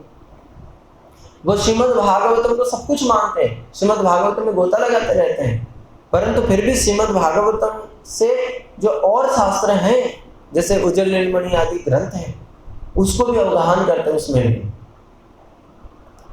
तो ये है। इसलिए जो लोग मानते हैं कि इसमें तो बढ़ा चढ़ा करके लिखा गया, हाँ एकादशी करने में क्या ये होगा नहीं होगा, इसमें जो संदेह आता है, और तब भी जो वो हरि नाम करता है वो भी नाम अपराध, तो इसको भी तो हमें दूर करना है। फिर कहते हैं हरे कृष्ण महामंत्र की जप की महिमा को काल्पनिक समझना। जब हम भगवान के नाम को जप करते हैं ना, तो उसमें पता है क्या होता है, जब हम हरे बोलते हैं, हरे, हमारे जन्म जन्मांतर के पाप उसी समय नष्ट हो गए। हरे कृष्ण कृष्ण कृष्ण कृष्ण हरे हरे, हरे राम राम राम हरे हरे। जब ये पूरा एक साउंड निकलता है ना, तो उस समय और कुछ करने की आवश्यकता नहीं है। आपके तन मन में बदन में संपूर्ण रूप में राम कृष्ण छाए हुए, तो आपको कुछ करने की आवश्यकता नहीं है। जहाँ पे राम कृष्ण है वहां पे भगवान के नाम जहाँ पे आते हैं ना, वहां पे कोई ये नहीं देखता है कि वहां पे गंदगी पड़ा है कुछ पड़ा है, बल्कि वे लोग भाग जाते हैं। हमारे हृदय में जितने भी अनर्थ हैं, अहंकार हैं, वो सब भाग जाते हैं। जैसे महाप्रभु एक समय क्या हुआ, जब छोटे थे, मैया जितने भी हांडियां सब वो करती थी ना, धो करके सब डाल देती, एक जगह पटक देते थे, तो वो गंदा जगह था। एक समय महाप्रभु ये स्वयं भगवान है, तो जब वो छोटे थे तो खेलते कूदते जा करके वहां पे बैठ गए, तो मैया ने बोला अरे नहीं माई वहां पे मत बैठ, वो जगह अपवित्र जगह है, अशुद्ध है, वहां मत बैठ। तो बोले मैया मैं भगवान हूं, जहां पे मेरी उपस्थिति है वहां पे किसी प्रकार की अपवित्रता हो ही नहीं सकता, बल्कि जो अपवित्र है वो भी परम पवित्र हो जाता है। पूतना कैसे थी, पूत पवित्र ना नहीं, जो वास्तव में पवित्र नहीं है वो है पूतना। और जब वो राक्षस शरीर में होता है, कोई राक्षस मरेंगे तो बदबू आते हैं ना। नंद बाबा जब वहां से आ रहे थे और देखा कि रास्ते में इतने बड़ी पूतना पड़ी है, तो नंद बाबा ने पता है क्या सोचा, भाई इतनी बड़ी राक्षसी है, 10 योजन की वो है, और जल्दी इसको अगर हमने वो नहीं किया तो सड़ जाएगी, बदबू है। तो हुआ क्या कि नंद महाराज और ये सब लोग उसको जैसे तैसे, जो जिस वन जंगल के ऊपर पड़ी थी वो वहां पे पेड़ पौधे तो थे, तो वहां पे जैसे उनको आग लगाए, बड़े सुंदर वहां से सुगंध आने लगा, अगुर कस्तूरी और कुमकुम चंदन, बड़े सुंदर वहां पे सुगंध आए। तो विश्वनाथ चक्रवर्ती टीका करते हैं, क्योंकि एक राक्षस के शरीर में जो पवित्र नहीं है पूतना, और वो कैसे थे, राक्षसी बाल घातनी, बच्चों को मार के खाने वाली, तो ऐसे व्यक्ति मरने में क्या कभी सुगंध होंगे, परंतु पूरे ब्रज में आज सुगंध है। कारण क्या है, हाँ, जिस वस्तु को भगवान परम ब्रह्म ने क्या किया है, स्वाद लिया है, तो वो कभी भगवान को अपवित्र नहीं करेगा, बल्कि वो अपवित्र भी पवित्र हो जाएगा। तो जब हम हरे कृष्णा कृष्ण कृष्ण हरे हरे, हरे राम राम राम हरे, कोई बात नहीं, समय लगेगा, भक्तों को समय लगा है, भगवान को समय लगेगा, हमारे मन एक दिन पवित्र होगा, परंतु हम इस नाम को लेकर के इसी समय पवित्र हो गए, ये पूर्ण विश्वास करना। तो भगवान के नाम से सब कुछ संभव हो सकता है। मैंने बताया था ना, भगवान नाम के 2 फल हैं, एक गौण फल है, एक मुख्य फल। मुख्य फल है भगवान के प्रेम देना। अगर भगवान के नाम ले रहे हैं इसीलिए मत लें कि हमें कुछ और मिलेगा, भगवान ही हमें मिलेंगे और उनका प्रेम हमें मिलेगा, ये भगवान के नाम का मेन जो है फल है ये, ठीक है ना। और इसके अतिरिक्त जो भी कुछ हो सकता है, बेटा बेटी छोड़ो ये सब, ये तो बहुत ही छोटी चीज है, ब्रह्मांड तक भी वो देते हैं। सुदामा ने जब थोड़े से चावल के टुकड़े दिए तो उस समय रुक्मिणी को हाथ रोकना पड़ा कि हम तो दासियां बन जाएंगे। भगवान तो सोचे ही नहीं थे। भगवान जब देते हैं ना तो सोचते नहीं है। विशेषता ये है कि भगवान जब देते हैं तब सोचते नहीं है। और हम जब भगवान के नाम करते हैं 16 माला करें ना, हमें दे नहीं रहे हो, आप गिना रहे हैं भगवान को, हमें नहीं दे रहे हो। भक्तों के पास जाते हैं, महाराज जी आपकी हमने सेवा की थी, याद होगा आपको, आप जब आए थे, आप हमारे घर प्रणामी 500 रुपये हमने दिया था, और हमारे तो बच्चे ही नहीं हो रहे घर पे, तो हमारी बहू 10 साल को ब्याह होने को 10 साल हो गए पर घर पे अभी भी हुआ नहीं हुआ। कारण क्या है? कारण हम गिनाते हैं। तो गिनाना क्या है? कहीं ना कहीं अविश्वास है। तो विश्वास के अभाव से वो भी फलदायी नहीं होते। साधारण रूप में देखना, कभी अगर मान लो किसी डॉक्टर की दवाई पे हमें भरोसा ही नहीं है तो वो दवाई भी काम नहीं करे। देखा है, इसीलिए अच्छा है, मैं पता है मैं एलोपैथी लेना ही पसंद करता हूँ। किसी ने मेरे को बोला मेरा सर में ना ज़्यादा दर्द रहता है, तो उससे क्या होता है, मेरे आंखों पे बहुत वो होता है। मैं क्या करता हूँ, जैसे पहले मेरे को किसी ने बोला कि अरे हर बारी जब रहता है तो हर बार तुम कितने वो खाओगे, दवाई खाओगे, एलोपैथिक तो नुकसान करता है तो मत खाओ। तो मैं ना होम्योपैथिक मेरा विश्वास नहीं। मैं कितने दिन तक खाया होम्योपैथिक पे, कुछ हुआ ही। आयुर्वेदिक खाओ, कबीराजी खाओ, वो खाया, हुआ ही। कई दिन तक खाया मैंने, हुआ ही नहीं। और एलोपैथिक एक खाते ही 2 घंटे में बढ़िया। विश्वास है ना, विश्वास मिले ही हरि तर्क के बहुत। अगर इस छोटी सी चीज के लिए विश्वास है तो विश्वास में ही मिलेंगे हरि तर्क के बहुत दूर। तर्क करेंगे, युक्ति करेंगे, ऐसा क्यों, वह ऐसा क्यों नहीं है, तो वह मैं होते रहे हो मात। भगवान को तर्क से हम समझ नहीं सकते, बुद्धि भी तो चाहिए, बुद्धि भी तो चाहिए है। भगवान को बोलते हैं ना कि राम जी ने बाली को क्यों छुप करके मारा है। अरे सामर्थ्य होना चाहिए, सामने आ जाएंगे, आधा शक्ति लेना पड़ेगा। हनुमान जी की आधा शक्ति का 1% भी तुमने सहन नहीं कर पाते हैं। तुम्हारे ऐसे हालत हो गई बाली का, तुम भगवान को सामने, क्योंकि बाली को ना ये था, वरदान था, वो जिसके सामने आएगा, देवराज इंद्र के एक गले में एक हार था, तो वो क्या हो जाएगा, उसका आधा शक्ति एकदम से उसके पास आ जाएगा। अब भगवान है, भगवान के आधा शक्ति, भाई भगवान की शक्ति है भगवती तत्व। भगवती तत्व को भगवान को सिवाय कौन वो कर सकता है? कोई नहीं ग्रहण कर सकता। इसीलिए समुद्र मंथन हुआ, लक्ष्मी जी निकली।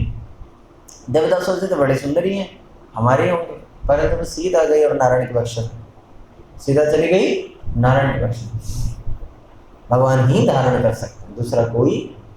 इसलिए भगवान इसलिए समुद्र मंथन नहीं करवाए थे। कुछ लोग तो कहते हैं जितने भी चीजें निकले थे, अरे इस चीज के लिए किया था। अरे नहीं, जब दुर्वासा ने इंद्र को अभिशाप दिया था तो उस समय लक्ष्मी जी श्रीहीन हो जाओ, तो श्री जी जो थे लक्ष्मी जी वो समुद्र के अंदर चले गए।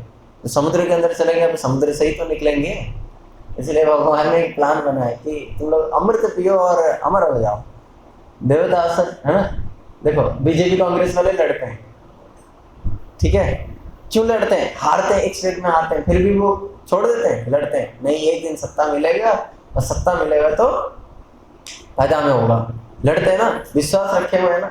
ऐसे बीजेपी कांग्रेस वाले थे देवतासुर, तो चाहते थे एक दिन हम, आज तक देखो कांग्रेस एक इतना बड़ा है ना नेशनल पार्टी होकर के आज कुछ ही राज्य में सीमित हो, पर फिर भी क्या उन्होंने गिव अप किया है?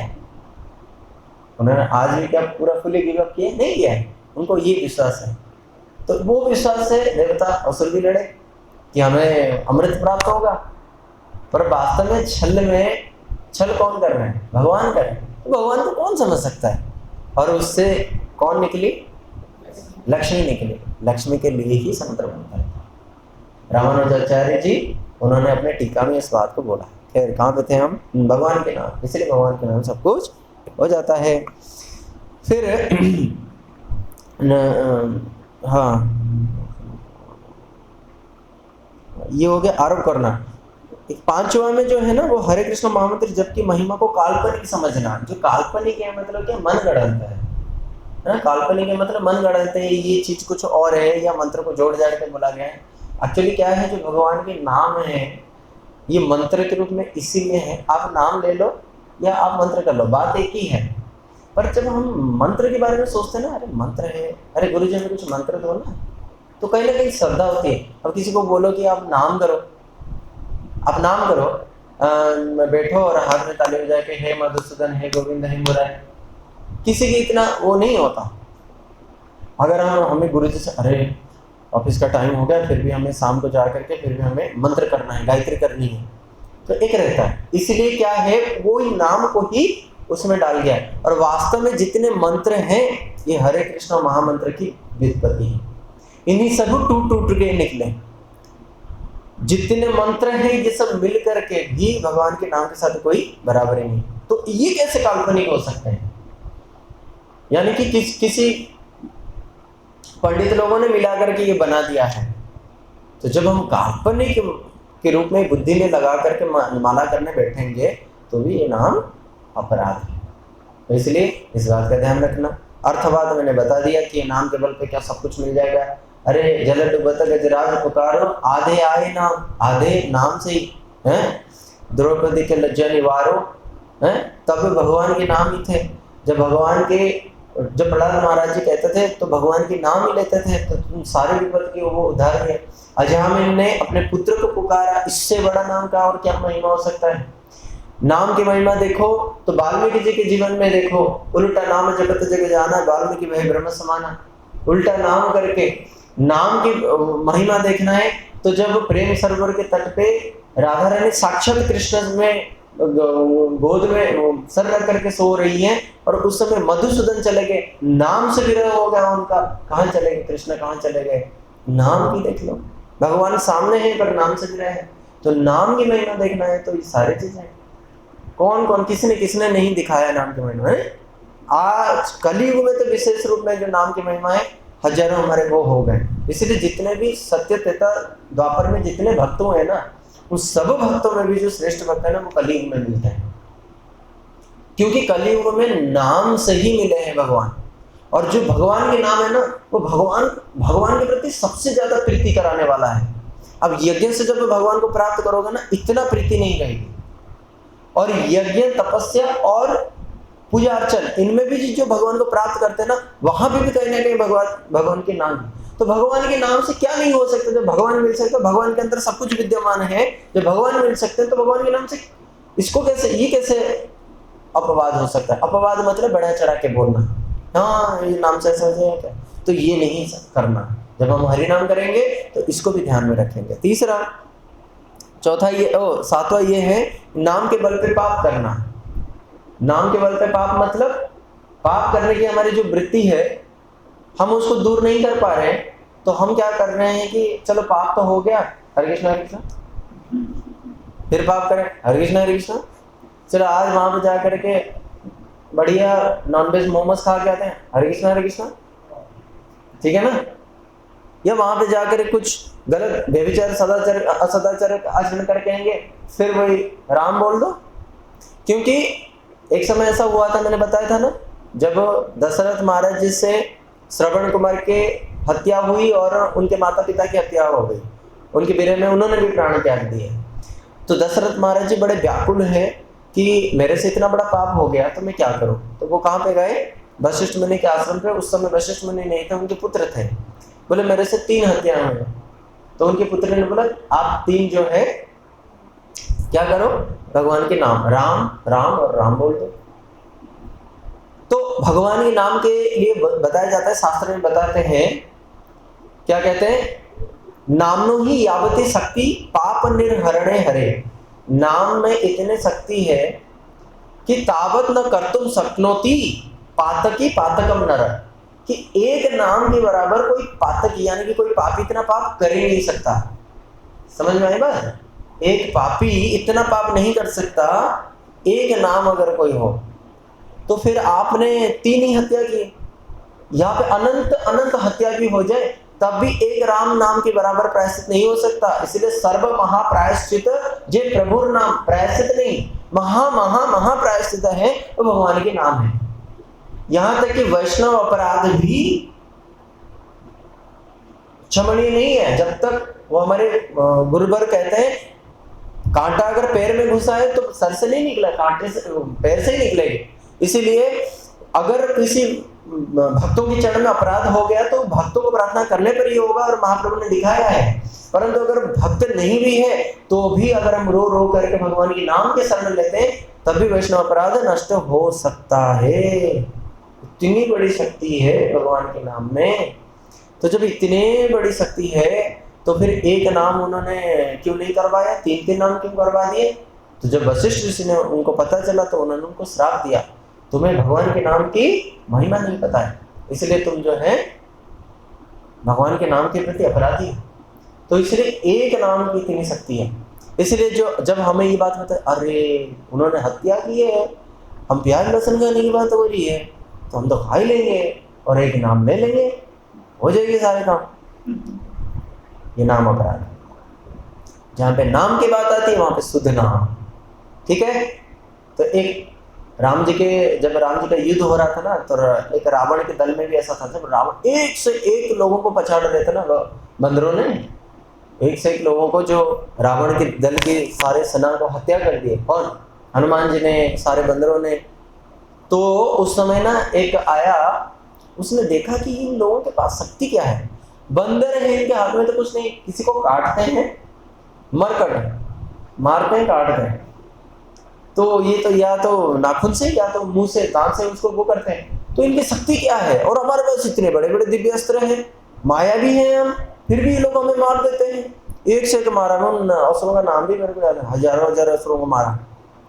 तो कहते इतने बड़े बड़े माया भी, सब लोग मर गए, तो इनका शक्ति क्या? तो एक आया कोई बुद्धिजीवी, उनके हमारे भी होते हैं ना, सो कॉल्ड बुद्धिजीवी होते हैं ना, बुद्धि देते हैं और सब बड़ा वो करते हैं, है ना, शास्त्र से अलग हो, शास्त्र के साथ कुछ नहीं, हमें जो अच्छा लगा हम वो चीज़ दे रहे हैं और हम बुद्धिजीवी कहलाएंगे, ठीक है ना, शास्त्र से अलग। तो ऐसे भी कुछ रावण के दल में थे, तो उनमें से एक आया, देखा कि ये बंदरों के अंदर शक्ति क्या है, मैं देखूं। तो उसने देखा जब भी ये लोग मारते हैं ना, तो क्या करते हैं, बस, और क्या करते हैं, धड़ाम उसके ऊपर पैर दिया, या उसको कुचल दिया, या उसके सर को धड़ से हाथ से अलग कर दिया। हाँ, ये नाम जो है ना, ये नाम के प्रति शरणागत। अच्छा, एक चीज और भी है, ये असुर लोग है ना, कभी नाम लेंगे नहीं, ले नहीं सकते, लेंगे नहीं, ले नहीं सकते, समझ ना। तो जब राम जी लिखा हुआ था ना विभीषण की दीवार पर, तो वो हमेशा राम जी को राम संबोधन नहीं करता, वनवासी, है ना, और जनक दुलारी, जनक कन्या, ऐसे करके वो बोलता था। उससे सीता न राम ये उच्चारण नहीं हो पाते थे, और लगभग किसी को भी नहीं हो पाते थे। असुर है ना, वाल्मीकि जी को हुए नहीं, ये तो असुर है ना। तो वो बोला ये दीवार पे क्या लिखा है, बोला राम लिखा है, बोला तुरंत इसको बंद कर, बोले समझ तो लो ये राम है, रावण मंदोदरी है। अच्छा, रावण मंदोदरी लिखा है, अब वो राम लिखा है, वो कह रहा रावण मंदोदरी लिखा है।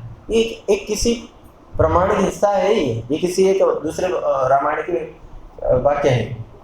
तो इसीलिए वो जो व्यक्ति था ना, ये कभी लेता नहीं। तो ये आकर के ना उसको बोला, रावण को बोला आप चिंता मत करो, हम ना पूरा सारा शरीर में मैं जो हूँ राम के नाम लिख लूंगा, और वो जब मेरे को मारने जाएंगे, वो मेरे को जैसे मारेंगे तो राम का नाम, और राम का नाम को वो मार नहीं सकते। जब राम जी के पत्थर में नाम लिखा गया ना, उसको उल्टा करके डुबोया गया, ताकि राम के ऊपर पैर ना आ जाए, राम के नाम पे पैर ना आ जाए, समझ में आया ना। तो ये तो मारेंगे नहीं, तो पूरा उसने क्या करते हैं, टट्टू करके गया और पहुंचा, जितने बंदर आए मार ही नहीं पाए, और ये सबको मार दे। तो बंदरों ने भी जाकर के, बंदरों में भी बुद्धिजीवी थे, वो भी आए अपने मंत्रालय, उसमें हेड हमारे राम जी थे। तो अब राम जी सोच रहे कि यार ये बात भी तो सही है, और पहले भी हनुमान जी ने इस बात को प्रमाण भी कर दिया है कि भाई मैं भी अपने नाम को तीर मारा और मैं खुद ही, तो राम के नाम के साथ राम जी का भी बराबरी नहीं है, राम का नाम में इतना शक्ति है। तो राम जी सोच रहे हैं यार इनको कैसे डिपेंड किया जाए। तो वो उन्होंने क्या किया, उन्होंने विभीषण को बुलाया, क्योंकि विभीषण उनके मंत्री है, ये वास्तव में बुद्धिजीवी है। उन्होंने बोला कि प्रभु देखो ऐसा है कि जो असुर है ना, ये असुर प्रभु आपके नाम कभी नहीं ले सकते हैं। हिरण्यकशिप भी आपका नाम सुन नहीं सकता था। एक और असुर था जो कि ना भगवान के नाम कभी सुनना नहीं चाहता था, तो इसलिए मैंने कान में घंटा बना रखा था, घंटा, और जब भी कोई भगवान के नाम होता था वो तुरंत डिंग डिंग डिंग डिंग करता था। तो जो कुंडल था ना वो घंटा था और बजता था, और उसको भगवान के नाम सुनाई नहीं देता था। पर वो बाद में, क्योंकि भगवान के नाम में वो उसका ना इतना तन्मयता थी, वो तन्मय हो गया था बिल्कुल भगवान के नाम में। और अंतिम समय वो जो प्राण छोड़ा कि भगवान के नाम नहीं सुना, पर सोच तो वही रहा है ना, भगवान के नाम सुनेगा तो नहीं, पर सोच तो रहा है ना। अब सोचने के कारण क्या हुआ, वो एक ऐसे योनि में गया, एक शेर की योनि में, क्योंकि पहले असुर था, वो शेर की योनि में भी वो भक्त बना। भक्त तो बना, परंतु वो अब भक्त तो ठाकुर जी को भोग लगाते हैं, वो ठाकुर जी को भोग लगाता था, वो शेर की योनि में खून भोग लगाता था, क्योंकि उसको वही पता है कि खाते तो हम यही हैं। तो वो जब भी कोई खाना खाएगा तो जो भी मार के खाएगा वो उसको भोग लगाता था, भगवान को प्रार्थना करता था।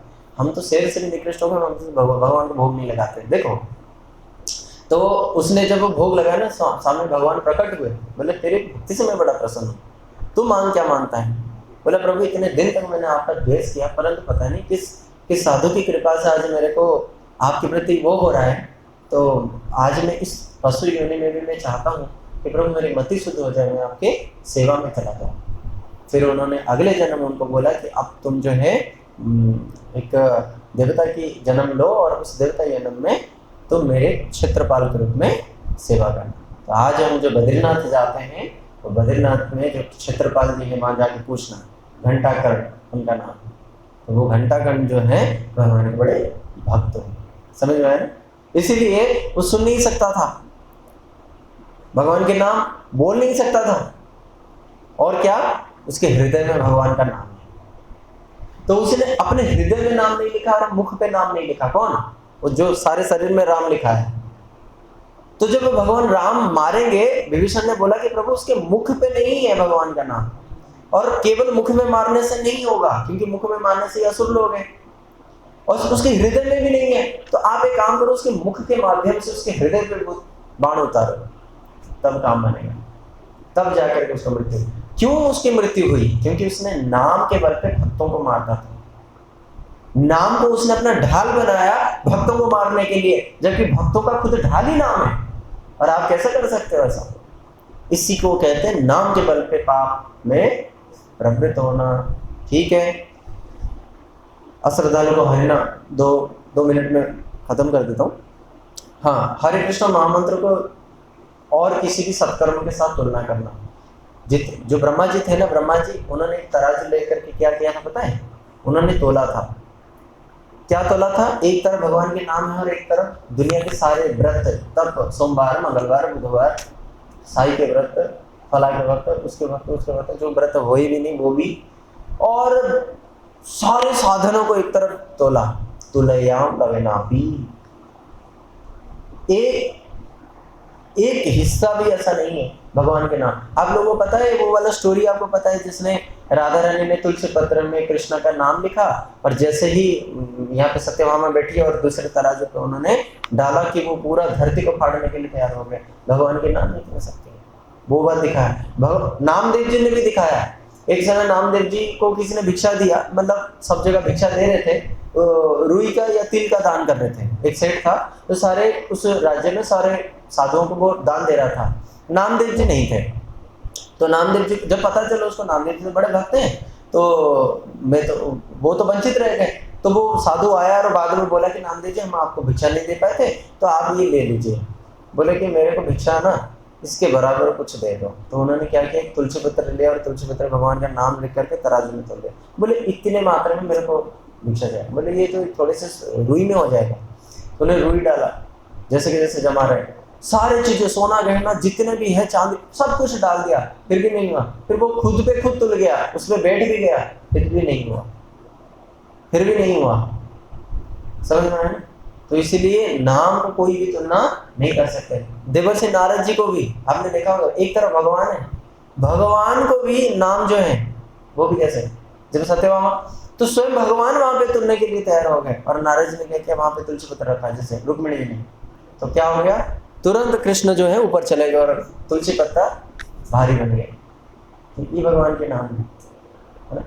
इसीलिए ये महामंत्र के साथ किसी की सत्कर्म हो ही नहीं सकता। आप अगर मान लो भगवान के नाम कर रहे हो और आप बहुत बड़े यज्ञ की पूर्णाहुति देने जा रहे हो, मतलब पूर्णाहुति भी मत दो, पूर्णाहुति यहाँ पे हो रहा है। ठीक है, उसी प्रकार से अश्रद्धालु को हरिनाम के उपदेश नहीं देना।